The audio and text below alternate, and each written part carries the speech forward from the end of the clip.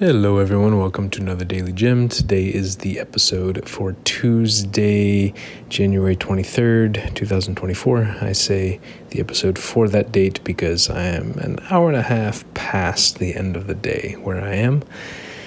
I wanted to record it earlier, and then I got caught up reading about the Roman Republic, the Roman Empire, the Nazi Party, and what else? Oh, ancient Chinese philosophy. Because today I want to talk about how all of that might relate to Donald Trump and where we find ourselves related to the conversations I've talked about the last couple days about peace and love, etc. So I was watching CNN today as the presidential primaries, especially the Republican primary, was happening in New Hampshire. And Donald Trump, I believe, won by about 10%, somewhere around that. And then after the polls come in, after the numbers come in, the analysts on CNN give their perspectives. And there's one analyst named Van Jones, and I really like to listen to his perspective over the last couple of years. I saw him speak in Oakland, California, 2014, 2015, sometime around then. And just have really appreciated his opinions. And what he talked about today was worry that people may see Donald Trump as the peace and prosperity candidate. And so what he talks about is that we or many people may look at Trump and see chaos. Nikki Haley said something like chaos follows Trump.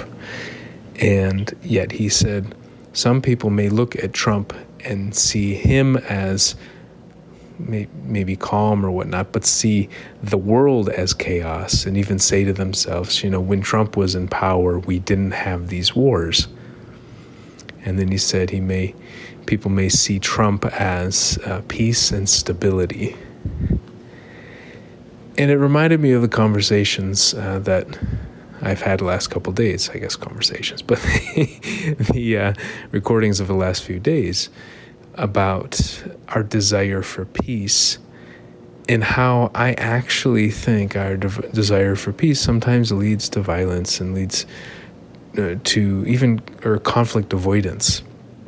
So, if people think Trump may be the candidate for peace, maybe people are afraid of the wars and the chaos, and they just want somebody who will come in and give certainty to a situation.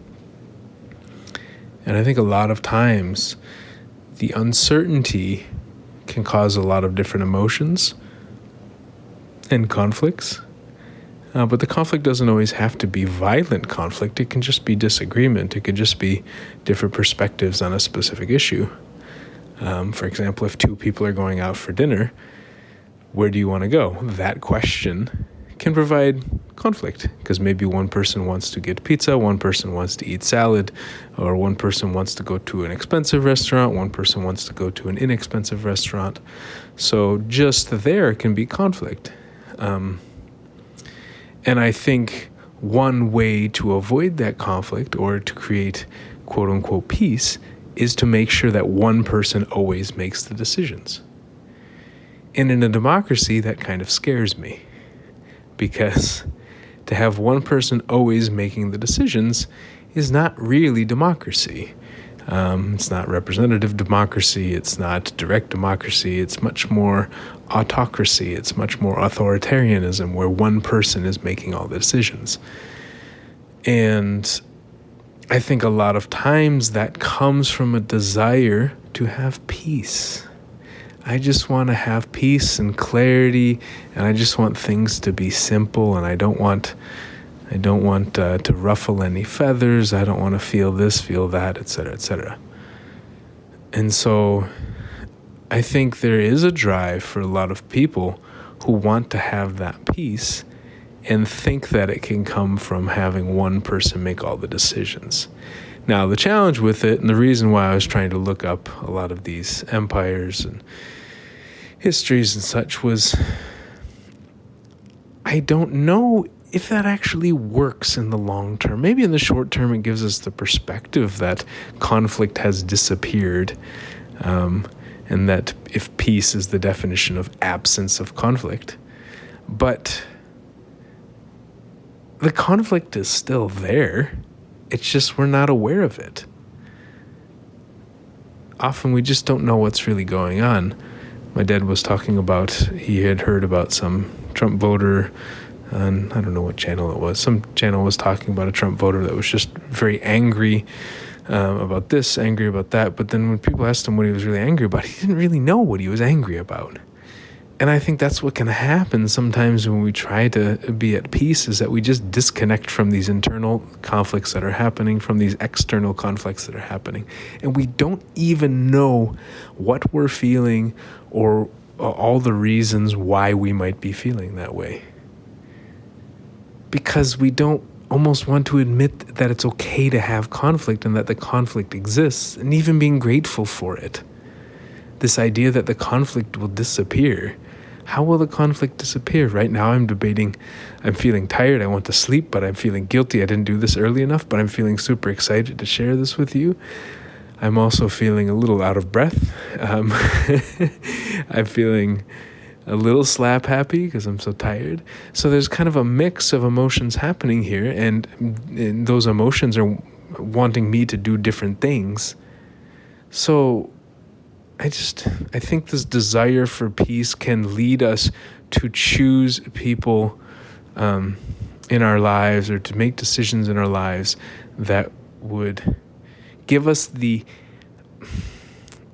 facade that we are at peace. Give us the impression that things are at peace. Even I was reading about the Roman Empire and how it started with the Roman Republic, moved into the Roman Empire, and it was called the Pax Romana. And one person was saying, it wasn't so peaceful, but it was this nice. It gave an impression that there was a lot of peace underneath. It's a very good story to tell somebody to make it look as if there's no internal conflict. And how many nation states, how many families, how many relationships, how many companies give the impression that we're totally at peace, everything's chill. Man, I knew in Tanzania, I knew like 35 ways to say I'm chill, everything is fine, there's no problem.